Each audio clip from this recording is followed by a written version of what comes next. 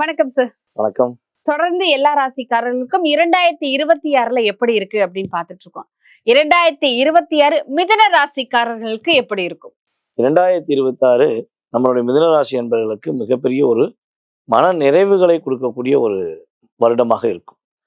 தன்னுடைய கற்பனை ஆற்றல்களை அதிகமாக கொண்ட நபர்கள் தான் நம்மளுடைய மிதுன ராசிக்காரங்க. மனசுல பலவிதமான எண்ணங்கள் ஓடிக்கிட்டே இருக்கும். குதிரை எப்படி ரேஸ்ல ஹை பொசிஷன்ல ஓடுதோ, அதே மாதிரி இவங்களுடைய மனம் சிந்தனைகள் எல்லாமே வந்து பார்த்தீங்கன்னா ஹை லெவலில் ஓடிக்கிட்டே இருக்கும். ஸோ ஒரு கண்ட்ரோல் வேணும், ஒரு நிதானமான தன்மை வேணும்னு எதிர்பார்க்குறாங்க. ஸோ அந்த நிதானமான செயல்பாடுகள், மன நிறைவுக்குரிய செயல்பாடுகள் எல்லாமே இந்த 2026 கிரகங்கள் உறுதியாக இவங்களுக்கு கொடுக்க போகுதுங்கிறத பார்க்குறோம். அதே போல் இந்த 2026 வந்து பார்த்தீங்கன்னா ஆரம்பத்தில் ஜென்மத்தில் குரு பகவான் உட்கார்ந்துருக்காரு, ராசியிலேயே குரு பகவான் உட்கார்ந்துருக்காரு. இந்த குரு பயிற்சிங்கிறது ஜூன் மாதம் 2ஆம் தேதி நடைபெறுது. ஸோ அதுக்கப்புறம் குரு பயிற்சிக்கு அப்புறம் நம்மளுடைய மிதுன ராசிக்காரங்களுக்கு மிகப்பெரிய நல்ல ஒரு அற்புதமான செயல்பாடுகள், நிறைய நல்ல மாற்றங்கள், நிறைய விஷயங்கள் மாற்றங்கள் ஏற்பட போகுது. இதுல வந்து ஃபர்ஸ்ட் ஸ்டார்டிங்ல ஜனவரி முதல் இந்த ஜூன் வரையும் அப்படிங்கிற 2 பார்ட்டா பிரிச்சுக்கலாம். 6 மாதங்கள் பிரிச்சுக்கலாம். 12 ராசிக்குமே பொருந்தும், மிதுன ராசிக்கு அதிகமாக இது பொருந்தும். அப்படிங்கும்போது அதாவது ராசியில அமர்ந்திருக்க குரு பகவான் தன்னுடைய 7ஆம் இடத்தை பார்க்கிறார். அப்ப திருமணம் சம்பந்தப்பட்ட விஷயங்களை யாரெல்லாம் தடையா இருக்குன்னு நினைக்காங்களோ அவங்களுக்குலாம் ஒரு என்ன சொல்லணும்னா சுப நிகழ்ச்சிகளை நடத்தக்கூடிய சூழ்நிலை வந்துடும். கட்டாயமாக இவங்களுக்கு ஏற்ற ஒரு வரன் கிடைக்கும். அது வந்து இவங்க இப்போ எங்கேயோ தேடியிருப்பாங்க, எந்தெந்த ஊர்லயே தேடியிருப்பாங்க, எந்தெந்த நாட்டில் கூட தேடியிருப்பாங்க, எல்லா வரனும் கடைசியில் கேன்சல் ஆகிருக்கும். ஆனால் இந்த வருடம் வந்து பார்த்தீங்கன்னா இவங்க ஜனவரி முதல் ஜூன் மாதம் வரை எந்த அளவுக்கு தன்னுடைய வாழ்க்கை துணையை தேர்ந்தெடுக்கிறதுல முக்கியத்துவம் கொடுக்காங்களோ அதுக்கேற்றவாறு இவங்களுக்கு உறுதியாக திருமணம் நடந்துடும். சிறப்பு. திருமணத்துல எந்த பிரச்சனையும் இருக்காது, நடந்துரும். பக்கத்திலே இருப்பாங்க அப்படி கூட சொல்லலாம். பக்கத்திலே இருக்கலாம், ஒண்ணு வேலை பார்க்குற இடத்துல இருக்கலாம், இல்ல உள்ளூர்ல இருக்கலாம், இல்ல வீட்டு பக்கத்திலே இருக்கக்கூடிய வாய்ப்புகள், இவங்களுடைய வாழ்க்கை துணை கிடைப்பதற்கான வாய்ப்புகள் உண்டு. திருமண தடை உறுதியாக விலக போகுது, அது கவலைப்படவே தேவையில்லை. அதுக்கடுத்து வந்து பார்த்தீங்கன்னா இவங்க அப்பா வழி சொத்துக்காண்டி நிறைய பிரச்சனையை எதிர்கொள்வாங்க. தன்னோட அப்பா சொத்தை அதாவது என்ன சொல்லணும்னா சண்டை போட்டு வாங்கக்கூடாது, நேர்மையான முறையில் வாங்கணும்னு நினைக்கிறவங்க தான் நம்மளுடைய மிதுன ராசிக்காரங்க. ஆனால் இங்கே சண்டை போட்டு பல பிரச்சனையை பண்ணி தான் இவங்களுக்கு உடன் பிறந்த சகோதரிகளோ சகோதரர்களோ கொடுக்குறாங்க.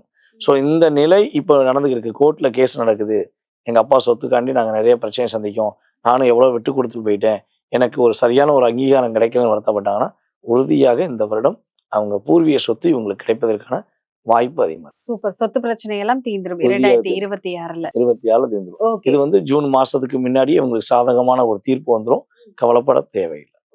இந்த ஜூனுக்கு அப்புறம் அப்படிங்கிற ஒரு விஷயம் சொன்ன பார்த்தீங்களா, இந்த ஜூனுக்கு அப்புறம் என்னென்ன விஷயங்கள் நடக்க போகுதுன்னா பொருளாதாரம் சார்ந்த விஷயங்கள்ல சிக்கி தவிக்கிற நம்மளுடைய மிதுன ராசிக்காரங்க பொருளாதாரத்தில் நல்ல ஒரு ஏற்றத்தை சந்திப்பாங்க. ஹை பொசிஷன் போவாங்க. வருமானம் நிறைய வரும். அது வேலை பார்க்குறவங்களுக்கும் வரும், அதே போல சொந்தமா தொழில் பண்றவங்களுக்கும் வரும், முதலாளிகளுக்கும் வரும். அப்ப தொழில் ஸ்தானத்துல வந்து ஆல்ரெடி வந்து பாத்தீங்கன்னா தொழில்கான அதிபதியான சனி பகவானே உட்கார்ந்துருக்காரு. ஆனா இவங்க தொழில ஒரு நிலையான தன்மையில இவங்களால செயல்படுத்த முடியல. ஒரு பதற்றம், ஒரு மந்த நிலை. இவங்க ஒரு வேலையை பார்க்க நினைச்சு போவாங்க, அப்பதான் எங்கேயாவது ஒரு அழைப்பு வரும், அந்த வேலையை விட்டு போட்டு இந்த வேலையை பார்த்து மாட்டிக்கிறாங்க. ஸோ இந்த வருடம் ஜூன் மாசத்துக்கு மேல தொழில் ஒரு நிலையான தன்மை, நல்ல லாபத்தை பெறக்கூடிய தன்மை இவங்களுக்கு கிரகங்கள் நல்ல ஒரு வாய்ப்பு கொடுக்குது. பயப்பட தேவையில்லை. ஏன்னா சனி பகவான் 10ஆம் இடத்துல அமர்ந்திருக்காரு. குரு எப்ப 2ஆம் இடத்துக்கு போறாரோ குரு பயிற்சிக்கு அப்புறம் குரு டைரக்டா சனி பகவானை பார்ப்பாரு. குரு சனி பார்வை இருந்தாலே அவர்கள் தொழிலில் மிகப்பெரிய வெற்றியாளர்கள் நம்ம எழுதி கொடுத்துடலாம்.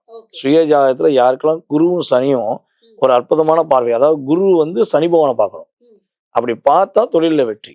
சனி பகவான் குரு பகவானை பார்த்தா அது மிகப்பெரிய லாக். இதான் வித்தியாசம். ஒரு சுப கிரகம் பாவ கிரகத்தை பார்க்கும்பொழுது எவ்வளவு பெரிய கஷ்டத்துல இருந்தாலும் அந்த ஜாதகம் வெற்றி பெறுவார். ஒரு பாவ கிரகம் ஒரு சுப கிரகத்தை பார்த்துட்டா எவ்வளவு பெரிய திறமசாலியா இருந்தாலும் அவர் வந்து தோல்வியை சந்திப்பார். இதுதான் கிரகத்துடைய கிரக யுத்தம், கிரக பார்வையை வச்சு நம்ம சொல்றோம்.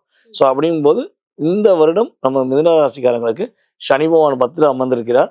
அவரை குரு பகவான் தன்னுடைய 9ஆம் பார்வை மூலமா பார்க்கும் பொழுது தொழிலில் ஒரு அங்கீகாரம் உண்டு அப்படிங்கிறத பார்க்கணும். புதிய தொழில் தொடங்குவதற்கான வாய்ப்புலாம் உண்டு, உறுதியாக சொல்லலாம். புதிய வண்டி வாகனங்கள் வாங்கக்கூடிய அமைப்பு, புதிதாக வீடு கட்டக்கூடிய அமைப்புலாம் நம்மளுடைய மிதுன ராசிக்காரங்களுக்கு கிரகங்கள் கொடுக்குது அப்படிங்கிற சொல்ல முடியும். அதே போல வேலை சம்பந்தப்பட்ட விஷயங்களை கடின உழைப்பாளி, நேர்மையான ஒரு நபராக நம்மளுடைய மிதுன ராசிக்காரங்க இருக்காங்க. ஆனா அவங்களுக்கான பதவி உயர்வு கிடைக்காது. ஆமா, ஒரே பொசிஷன்ல இருக்கேன், எனக்கு அடுத்து வந்தவங்க கூட முன்னேறிட்டான், என்கிட்ட வந்து கத்துக்கிட்டவங்க கூட பெரிய லெவல்ல வந்துட்டா நான் வந்து அந்த லெவல்ல தான் இருக்கேன் அப்படின்னு எதிர்பார்க்கிறேன். நான் ஒரு மாற்றத்தை சந்திக்கணும்னு எதிர்பார்க்குற நம்மளுடைய மிதுன ராசிக்காரங்களுக்கு உறுதியாக பதவி உயர்வு ஏற்பட போகுதுங்கிறத நம்ம சொல்லிடலாம். So, என்னென்ன விஷயத்துல அவங்க மிதுன ராசிக்காரர்கள் 2026ல ரொம்ப கவனமா இருக்கணும்? புதியதாக ஒரு உறவுகள் வரும். புதியதாக நிறைய நட்புகள் வரும். நீங்க தான் நல்லவரு, நீங்க தான் நேர்மையானவங்க, அக்கா உங்கள மாதிரி உண்டா, சகோதரி உங்கள மாதிரி உண்டான பாசம் மழையை பொழிவாங்க. அந்த மழையில இவங்க நனைஞ்சிடக்கூடாது. நனைஞ்சிட்டாங்கன்னா மாட்டிக்கிடுவாங்க. கொடையோடயே இருக்கணும்னு நினைக்கிறேன். பாதுகாப்போட இருக்கணும். டேய் நீ யார தட்ட வரன்னு தெரியுது, நீ எந்த இடத்துல நீ அடிக்க போறன்னு தெரியுது, நீ யாரு, எனக்கு எந்த ஒரு ஒரு என்ன சொல்லணும் போர்வையை பொத்த வேண்டாம், நான் நல்லா இருக்கேன், நான் வந்து எப்படி இருக்கேங்கிறது எனக்கு தெரியுங்கிற ஒரு பின்பத்தை இவர்கள், அதாவது பின்பத்தை நம்பி போயிடாம உண்மையான சூழ்நிலையை நம்பி இருந்தாங்கன்னா வெற்றி பெறுவார்கள். வெற்றி அவங்களுக்கு தான். கட்டாயமா போய் மத்தவங்க ஒரு புகழ் உச்சியில இவங்க கொடுக்குற மாதிரி கொடுத்து தூக்கி வச்சு பூசணிக்காய் எப்படி அடிக்கிறாங்களோ அதே மாதிரி பலபடியும் அடிச்சிருவாங்க. அதனால அந்த சூழ்நிலையில கொஞ்சம் கவனமா இருக்கணும். புதிய உறவுகள் வருது, அதாவது என்னன்னா கணவன் மனைவி உறவை தவிர்த்து புதியதாக ஏதாவது தேவையில்லாத ஒரு மற்ற நபர்கள் ஒரு சில சில்மிஷத்தை பண்றாங்கன்னா தயவு செய்து எச்சரிக்கையா இருந்தாங்கன்னா இவங்க மாட்டிக்கிற மாட்டாங்க. அதே போல உணவு பழக்க வழக்கங்கள் விஷயங்கள்ல கவனமா இருக்கும். இந்த 2 விஷயம்தான் நம்ம மிதுன ராசிக்காரங்க இந்த வருடத்தில் எச்சரிக்கையாக இருக்கக்கூடிய விஷயங்கள். ஓகே. மிதுன ராசிக்காரர்கள் 2026ல எந்த கடவுளை வழிபட்டா அவங்களுக்கு சிறப்பா இருக்கும்? எந்த கோவில்ல போய் எந்த கடவுளை அவங்க கெட்டியா பிடிச்சுக்கணும்? இந்த 2026 நம்ம மிதுன ராசிக்காரங்க ஆஞ்சநேயரை வழிபட்டால் வெற்றியான ஒரு மிகப்பெரிய வெற்றிக்குரிய கனியை பறிப்பாங்க உறுதியாக. அதாவது மிதுன ராசி நண்பர்கள் எப்பவுமே வந்து பாத்தீங்கன்னா பொதுவாகவே ஆஞ்சநேயரை பிடிச்சுக்கணும். இந்த 2026 அதிகமா பிடிச்சுக்கணும். ஆமா, புதன்கிழமை புதன் ஓரையில காலையில 6 to 7 இவங்க கரெக்டா செவ்வாய்க்கிழமை என்ன பண்ணணும், இவங்க வெத்தலை வந்து வாங்கி வச்சிடணும். வெற்றிலை வந்து கிட்டத்தட்ட வந்து ஒரு 21 வெற்றிலைய மஞ்சள் நூல்ல இவங்க அந்த காம்புல கோர்த்து 21மே வந்து பாத்தீங்கன்னா எப்படி நம்ம வாழை இலையை விரிச்சா அழகா இருந்தா தானே சாப்பிடுவோம். அதுல ஓட்டை இருக்கு, அழுக்கு இருந்தா சாப்பிடுவோமா? சாப்பிட மாட்டோம். இப்ப மனிதர்களுக்கே நம்மளுக்கு இவ்வளவு சுய சிந்தனைகளும் சுயமாக யோசிக்கக்கூடிய விஷயம் இருக்குன்னா அப்ப இறைவனுக்கு படைக்கின்ற ஒரு படையலா இருந்தாலும் சரி, ஒரு மாலையா இருந்தாலும் சரி தூய்மையாக இருக்கணும். அப்ப வெத்தலை நாளே நம்ம சுத்தமா இருக்கணும். நாளே வாங்கி வச்சு நம்மளை நல்லா கிளீன் பண்ணிட்டு ஓட்டையெல்லாம் இல்லாத வெத்திலையிலே கரெக்டாக வெற்றிலையை வந்து இவங்க 21 வெத்திலை இவங்க கையினால கோர்த்து, இவங்க வீட்டில் உள்ள பெண்மணி கோர்க்கலாம் அல்லது இவங்க கோர்க்கலாம். 21 வெற்றிலையும் இவங்க கோர்த்து மாலையாக அணிவித்தால் இவர்களுடைய வாழ்க்கையில் ஒரு மிகப்பெரிய மாற்றத்தையும் மிகப்பெரிய மகிழ்ச்சியும் சந்திப்பாங்க. என்னால் வாரம் போக முடியாதுங்கய்யா, என்ன செய்யலாம் அப்படின்னா மாசத்துக்கு ஒரு புதன்கிழமை புதன் ஓரையில போய் நீங்க மாலை சாற்றுவது மூலமாக ஆஞ்சநேயருடைய மிகப்பெரிய ஒரு சக்தி உங்களுக்கு முழுமையாக கிடைக்கப்பட்டு நீங்க மகிழ்ச்சியாக இருக்கலாம். சிறப்பு.